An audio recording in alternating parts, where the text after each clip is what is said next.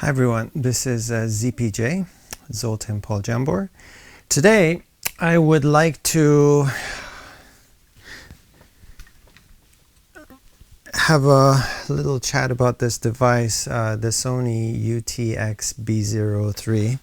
T stands for transmitter UTX, and of course the URX-P03. Oh, this is the B03, this is the P03. So URX, the R stands for receiver, and this is hooked up to, the receiver is hooked up to the Universal Apollo Twin, and I am now speaking into the Sony device.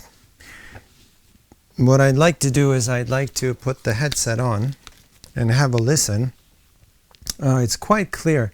When I got this device, this was broken, and some individual had haphazardly stitched it together, and it was really hissy. I bought a new antenna, I soldered it in, screwed it in. I had to buy a special screwdriver set to actually get this to be able to open up. So it's not as easy as just getting a Phillips screwdriver and just opening it up. You actually have to have a special screwdriver set for that. I'll give you the information for that below. So check below. So what's nice about this particular mic is that it's always here clipped to your shirt. It's always transmitting. No matter which way you lean, no matter how far you get from the camera, you're still getting the sound. Of course, you can't get too far, but then you'd be out of the frame anyways. So, but within frame, meaning that you're within the shot, this will transmit quite nicely. There are, of course, different models. There's a newer model that actually records direct through the hot shoe digitally. This one does it in analog using wires, and I prefer analog for recording anyways. If the device is analog, of course there's some digital components in terms of recording into the computer, but the analog end of it gives it that warm quality, which I really like. So I do like the Rode NTG3 as a boom mic, but you have to stay within that Goldilocks zone.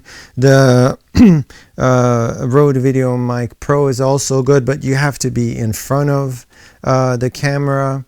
But with this, the nice thing is that no matter which way I turn, it's still picking up the sound. I've used this in a professional setting. I did 17 episodes of a program for KBS, the Korean Broadcasting channel, and it was called Nampyeon.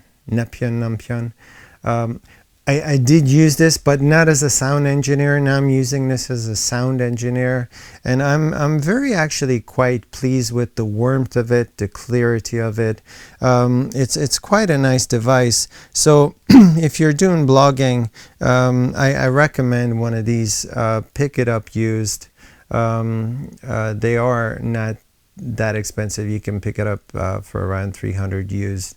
It's quite good. You'd be happy with it, as opposed to having the other alternatives. Well, if you like this video, please give it a thumbs up. Don't forget to subscribe.